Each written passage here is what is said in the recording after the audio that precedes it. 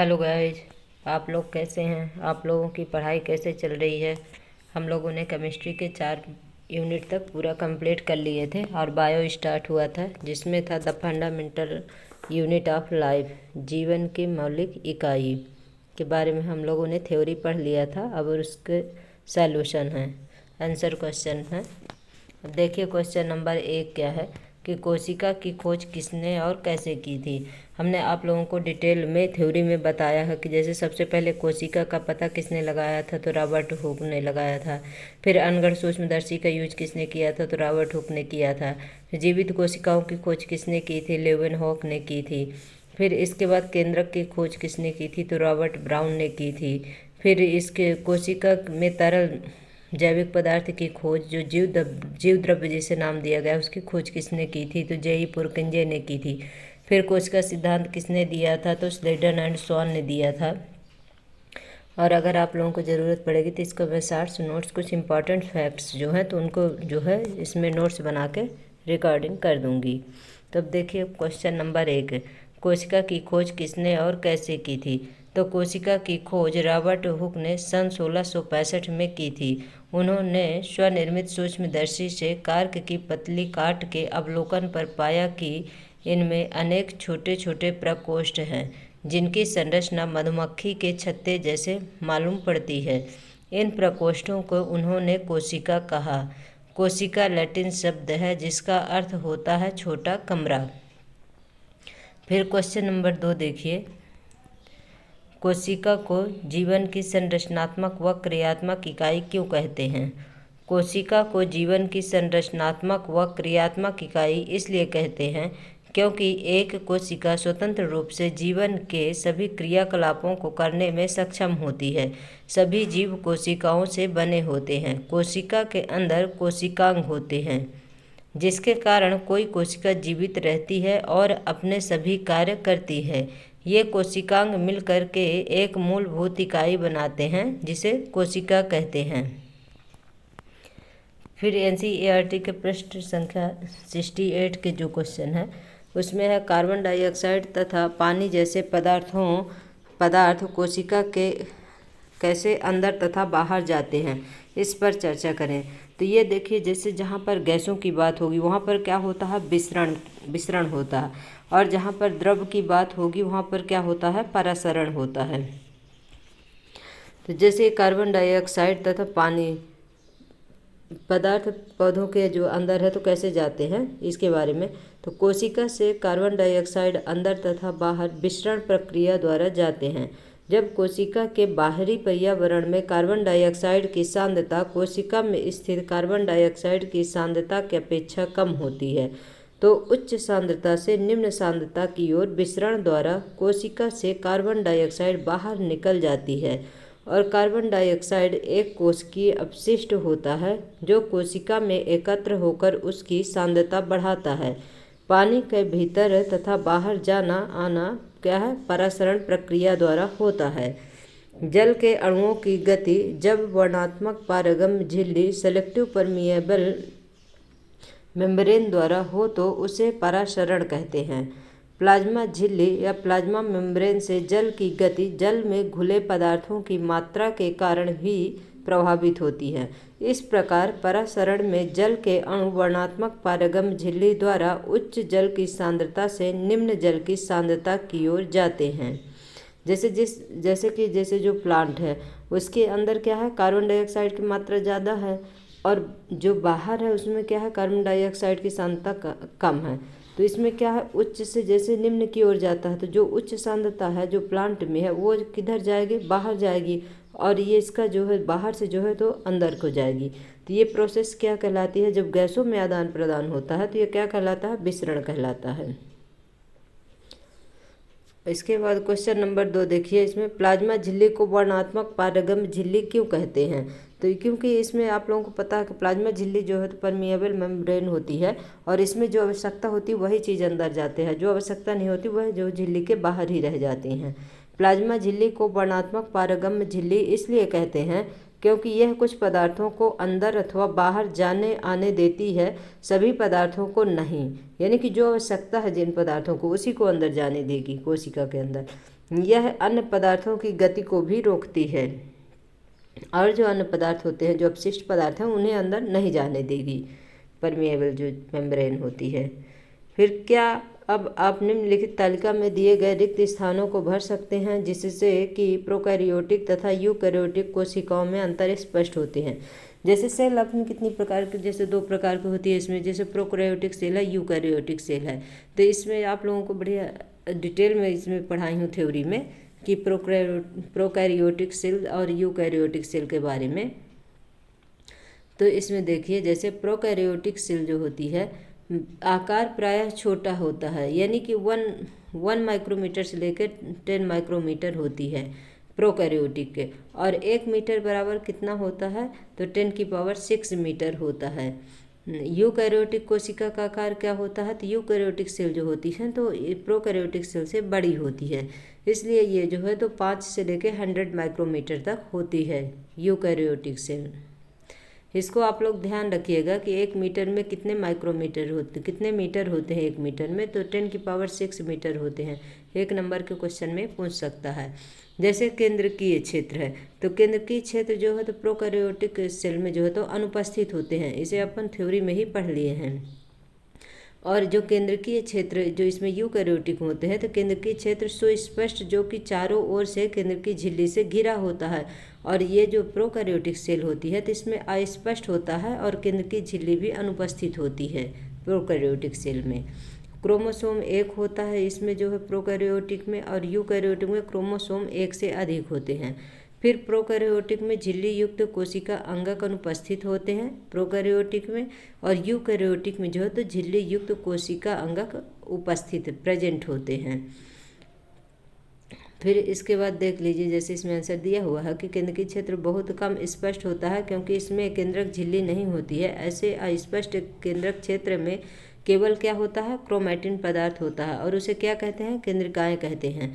फिर जैसे ये 4 नंबर में जैसे इधर दिया हुआ है प्रोकैरियोटिक यूकैरियोटिक, तो झिल्ली युक्त कोशिका अंगक इसमें अनुपस्थित होते हैं प्रोकैरियोटिक में, और यूकैरियोटिक में क्या होता है, झिल्ली युक्त कोशिका अंगक उपस्थित होते हैं। आप लोग सबसे पहले थ्योरी पढ़िए, उसके बाद क्वेश्चन आंसर पढ़िए, तो बहुत इजीली ही सब कुछ समझ में आ जाएगा। फिर इसके बाद क्वेश्चन नंबर देखिए कि क्या आप 2 ऐसे अंगकों के नाम बता सकते हैं जिनमें अपना आनुवांशिक पदार्थ होता है, जिनमें खुद का अपना डीएनए होता है।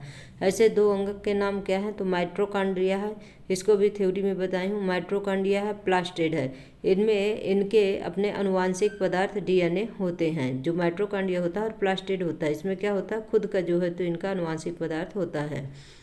यदि किसी कोशिका को संगठन किसी भौतिक अथवा रासायनिक प्रभाव के कारण नष्ट हो जाता है तो क्या होगा, तो यदि किसी कोशिका का संगठन किसी भौतिक अथवा रासायनिक प्रभाव के कारण नष्ट हो जाता है तो कोशिका श्वसन, व्यर्थ पदार्थों को साफ करना, नए प्रोटीन बनाना, पोषण प्राप्त करना आदि कार्य करने में असमर्थ हो जाते हैं तथा अंततः कोशिका मृत हो जाती है, और इसे लाइसोसोम द्वारा पाचित कर दिया जाता है।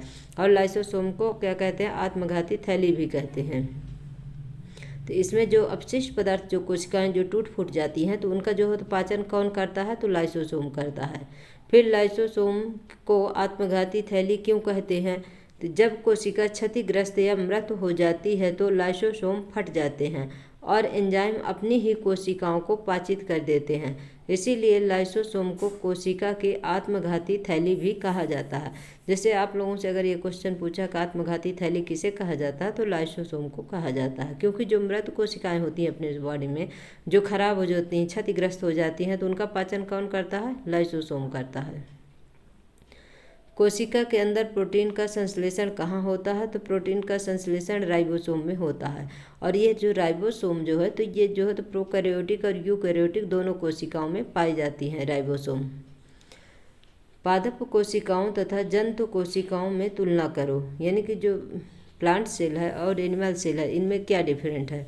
तो देखिए, प्लांट सेल में क्या होता है कि यह प्रायः जंतु कोशिका से बड़े आकार की होते हैं, और जंतु कोशिका यह प्रायः छोटे आकार की होती हैं, यानी कि जो प्लांट कोशिका है उससे जो है तो छोटी होती हैं ये एनिमल सेल जो होते हैं।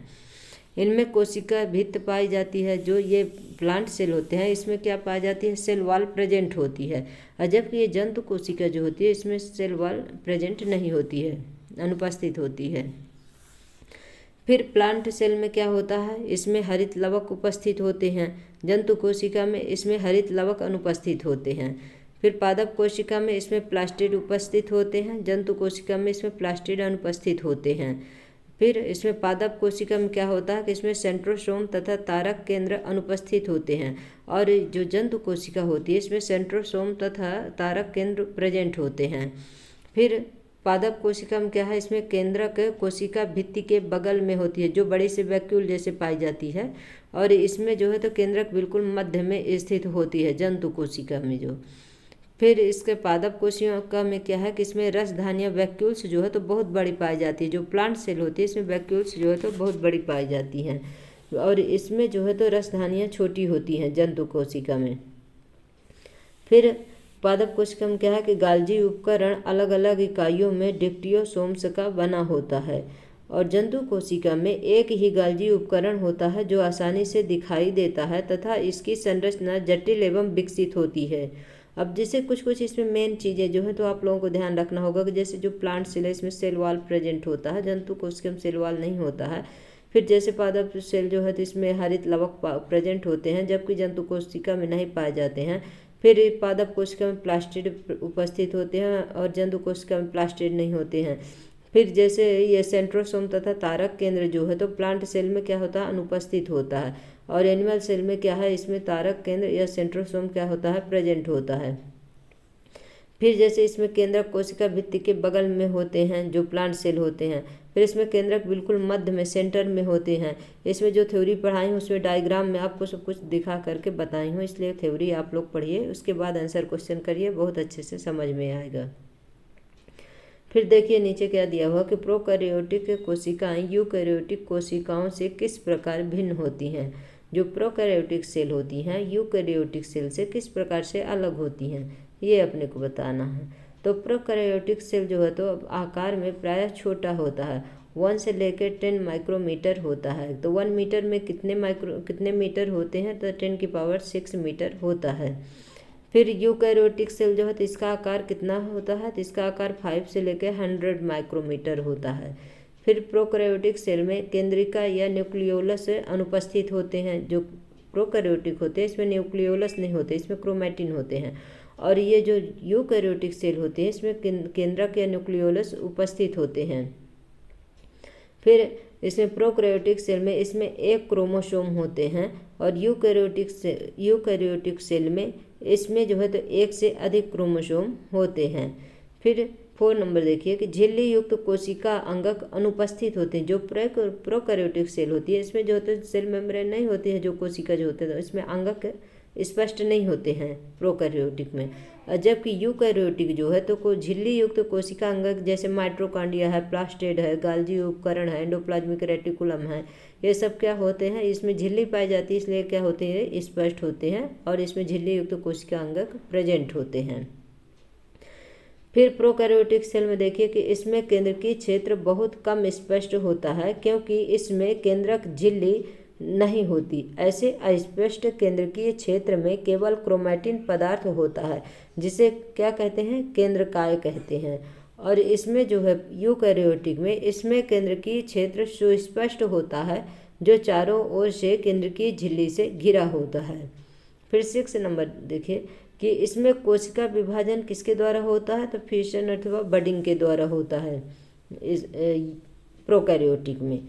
और यूकैरियोटिक में क्या होता है, इसमें जो तो कोशिका विभाजन समसूत्री माइटोसिस और जो है अर्धसूत्री मियोसिस विभाजन के द्वारा होता है यूकैरियोटिक में। ये डिफरेंट है प्रोकैरियोटिक और यूकैरियोटिक में कि किसमें क्या प्रेजेंट है, किसमें किसके द्वारा विखंडन होता है। इसको जो है 102 बार रिवीजन करेंगे, पढ़ेंगे तो सब कुछ ध्यान में रहेगा। यदि प्लाज्मा झिल्ली फट जाए अथवा टूट जाए तो क्या होगा। यदि प्लाज्मा झिल्ली फट जाए अथवा टूट जाए तो कोशिकांग लाइसोसोम फट जाएंगे और लाइसोसोम अपनी ही कोशिकाओं को पाचित कर लेंगे। इस स्थिति में कोशिका जीवित नहीं रह पाएंगे, क्योंकि पदार्थ अंदर बाहर आसानी से आ जा सकेंगे। अतः कोशिका में रासायनिक पदार्थ का संगठन सुचारू रूप से नहीं रह पाएगा। यानी कि जब कोशिका जब यही प्लाज्मा मेम्ब्रेन ही फट जाएगी तो ये क्या होगा, जैसे सभी जो कोशिकाएं हैं टूट फूट के जहाँ चाहे वहीं चले जाएंगे। और वैसे है तो ये परमेबल जो झिल्ली होती है उसमें से जो है तो जो आवश्यकता है वही चीज़ अंदर जाती है, जो आवश्यकता नहीं होती वो कोशिका के बाहर ही रह जाते हैं। यदि गोल्जी उपकरण ना हो तो कोशिका के जीवन में क्या होगा। यदि कोशिका में गोल्जी उपकरण नहीं होंगे तो लाइसोसोम का बनना बंद हो जाएगा, क्योंकि लाइसोसोम किससे बनता है, तो गोल्जी उपकरण से ही बनता है। तथा कोशिका का अपशिष्ट निपटान नहीं हो पाएगा। जो सेल के जो अपशिष्ट पदार्थ होते हैं तो उसका निपटान नहीं हो पाएगा, क्योंकि लाइसोसोम जो है तो अपशिष्ट जो कोशिकाओं को जो अपशिष्ट पदार्थ है उसका क्या करती हैं, पाचन करती हैं। इसीलिए इसे क्या कहते हैं, आत्मघाती कोशिका भी कहते हैं। फिर गोल्जी उपकरण में बिना एंडोप्लाज्मिक रेटिकुलम में संश्लेषित पदार्थ कोशिका के अंदर तथा बाहर विभिन्न क्षेत्रों में नहीं आ पाएंगे, क्योंकि गोल्जी उपकरण में ये पदार्थ पैक किए जाते हैं और भेजे जाते हैं। इसके 11th क्लास में बहुत अच्छे से दिया हुआ है, सभी का डायग्राम दे दे के बताया हुआ कि गोल्जी उपकरण किस प्रकार से है, माइटोकॉन्ड्रिया किस प्रकार से, एंडोप्लाज्मिक रेटिकुलम किस प्रकार से है, सभी का डायग्राम दिया हुआ है। तो आप लोग एनसीईआरटी के क्लास 11th में अगर आप लोगों को ज़्यादा जानकारी लेना हो तो उसमें बढ़िया से एक बार डिटेल से पढ़ सकते हैं, अगर किसी एग्ज़ाम की आप लोग तैयारी कर रहे हैं। और अगर क्लास 9th के लिए है तो इतना पर्याप्त है।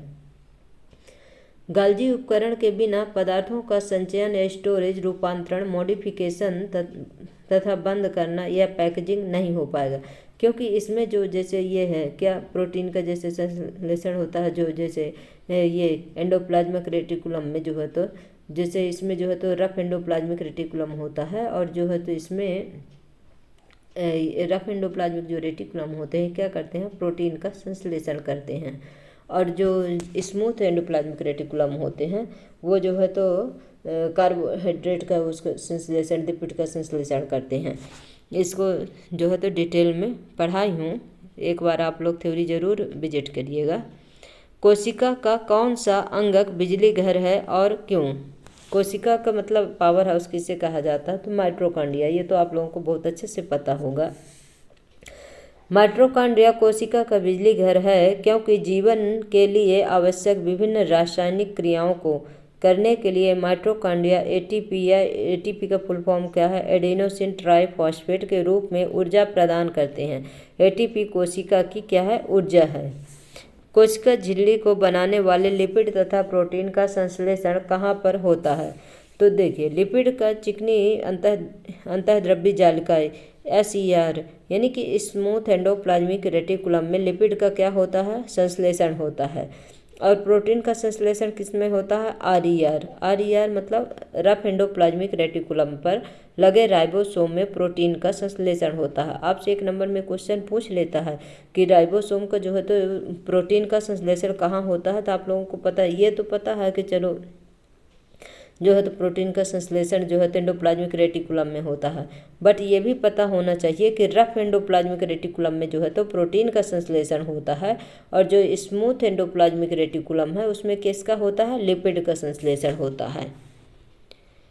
फिर अमीबा अपना भोजन कैसे प्राप्त करते हैं, ये जो अमीबा होते हैं कैसे अपना भोजन प्राप्त करते हैं। अमीबा अपना भोजन एंडोसाइटोसिस प्रक्रिया द्वारा प्राप्त करते हैं। अमीबा की प्लाज्मा झिल्ली या कोशिका झिल्ली लचीली होती है, जिसकी सहायता से यह भोजन के कणों को ग्रहण कर लेता है।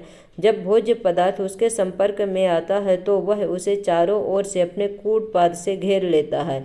यह एक प्यालीनुमा रचना होती है जिसे खाद्य रिक्तिका या खाद्य रसधानी या फूड वैक्यूल कहते हैं। पाचन क्रिया एंजाइम के द्वारा खाद्य रसधानी में होती है। पाचित भोजन निकटवर्ती कोशिका द्रव्य या साइटोप्लाज्म द्वारा अवशोषित कर लिए जाते हैं तथा जिसका पाचन नहीं होता है, यह खाद्य रिक्तिका के माध्यम से बाहर निकल जाता है। यानी कि ये देखिए जैसे कोटपादों में भोज्य पदार्थों को घेरना, यानी कि जब इनका अमीबा के पास जब कोई फूड आता है तो ये क्या करते हैं, धीरे धीरे जो है तो अपने ये जो कूटपाद होते हैं इसे फैला लेते हैं, और इसके अंदर जब भोजन आ जाता है तो इसको क्या कर लेते हैं, बंद कर लेते हैं। फिर बी नंबर में देखिए कि कोशिका द्रव्य में भोज्य पदार्थ के साथ या खाद्य रसधानी फूड वैक्यूल, यानी कि ये जो फूड है इसको देखो किस तरह ये वैक्यूल में अपने बंद कर ली हैं, और जब ये पाचन हो जाएगा तो इसे फिर बाहर छोड़ देंगे। अब परासरण क्या है। परासरण देखिए, परासरण विसरण की एक विशिष्ट विधि है जिसमें जल के अणु वर्णात्मक पारगम्य झिल्ली या सेमी परमिएबल मेम्ब्रेन द्वारा उच्च जल की सांद्रता से जो है तो निम्न जल की सांद्रता की ओर क्या करेंगे, गति करेंगे। यानी कि जो उच्च जल की सांद्रता है वो किधर जाएगा, निम्न जल की सांद्रता की ओर जाएंगे। यही विधि क्या कहलाती है, परासरण विधि कहलाती है। ये परासरण विधि को हम थोड़ा सा डिटेल में आप लोगों को बता देंगे नेक्स्ट वीडियो में।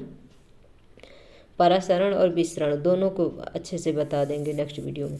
निम्नलिखित परासरण प्रयोग करें, जैसे छिले हुए आधे आधे आलू के 4 टुकड़े लो, इन चारों को खोखला करो और जिसमें कि आलू के कप बन जाएं, और इनमें से एक कप को उबले आलू में बनाना है। आलू के प्रत्येक कप को वाले जल वाले बर्तन में रखो, यानी कि जिससे किसी थाली में किसी में आप पानी ले लीजिए और उसमें जो है तो आलू में जो खोखला बना लेंगे उसे आप रखें, बोल रहा है क्वेश्चन।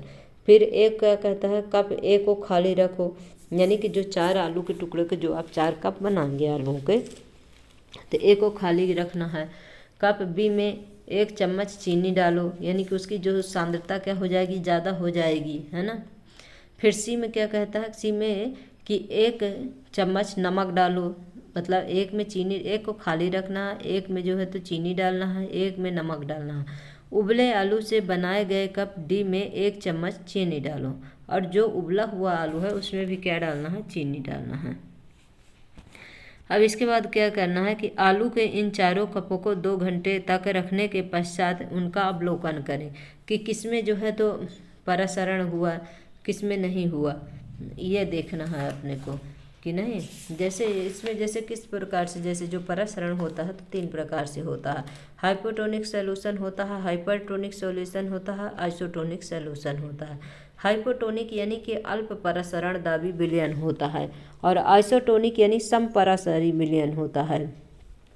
फिर हाइपरटोनिक यानी अति परासरण दाबी विलयन होता है।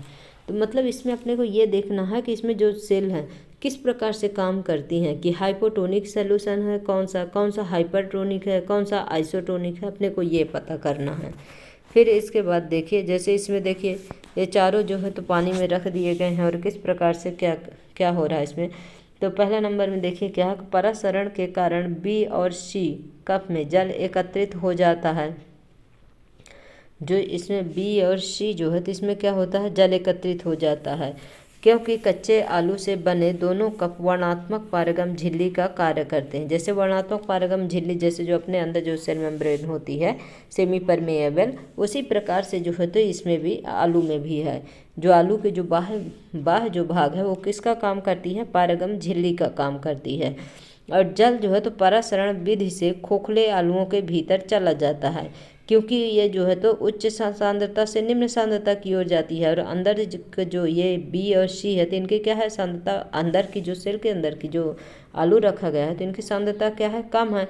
और जो पानी रखा गया है वो जो है तो क्या है, उच्च है, तो उच्च से निम्न सांद्रता की ओर जाएगा, तो आलुओं के भीतर चला जाता है। यह एक अल्प परासरण दाबी विलयन तथा आलू के कपों के अंदर जाने वाले जल की मात्रा उससे बाहर आने वाले जल की मात्रा से अधिक होगी।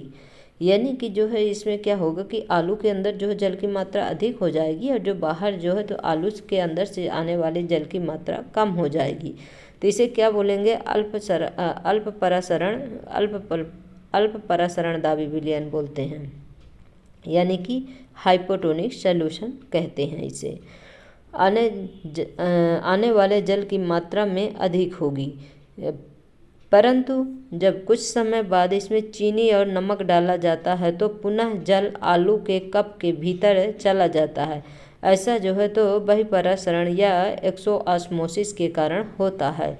फिर सेकंड नंबर में क्या बोल रहा है कि आलू ए नियंत्रण का कार्य करता है, क्योंकि इसमें कुछ नहीं है, खाली है। यह एक मानक स्थिति है जिसमें कि स्थिति बी, सी तथा डी की तुलना की जाती है। इससे यह इंगित होता है कि आलू कप में जल की गति केवल अंदर से खाली होने पर नहीं हो सकती है। यानी कि जब बिल्कुल जैसे मान लो कि आइसोटोनिक सॉल्यूशन जो है तो उसमें क्या है कि कोई क्रिया नहीं होगी, मतलब जो कोशिका के बाहर और कोशिका के अंदर जो है तो बराबर जो है तो रह आएगी मात्रा जल की जो है, तो इसमें जो है तो किसी प्रकार का कोई क्रिया नहीं होगी। तो ये किसका काम कर रहा है, आइसोटोनिक सॉल्यूशन का।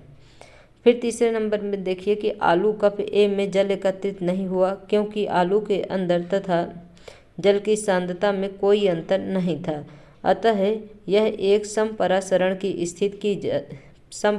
स्थिति है, यानी कि आइसोटोनिक सॉल्यूशन है, ए है। क्योंकि उसमें जो है तो जो आलू रखा गया तो उसमें तो ना ही नमक डाला गया ना ही चीनी रखा गया, इसलिए जो उसकी सांद्रता है तो क्या है, जितनी बाहर की सांद्रता है जल की उतने ही आलू के अंदर की सांद्रता है। इसलिए जो है तो वह किस तरह से व्यवहार करता है, आइसोटोनिक सॉल्यूशन की तरह व्यवहार करता है, जो ए है। और इसे क्या कहते हैं, परासरण के लिए सांद्रता में अंतर होना आवश्यक है। अगर परासरण की विधि होनी है, क्योंकि उच्च से निम्न की ओर होता है, तो किसी न किसी का जो है तो कंसंट्रेट ज़्यादा होना चाहिए जिसमें आलू रखा है उस जल की या कि आलू के अंदर की। अगर किसी की भी सांद्रता ज़्यादा नहीं है, सेम है, तो किस प्रकार का होगा, समपरासारी विलयन हो जाएगा। फिर कप डी उबले आलू का था। जैसे जो चौथा नंबर कप बनाना था वो किसका बनाना था, उबले आलू का था।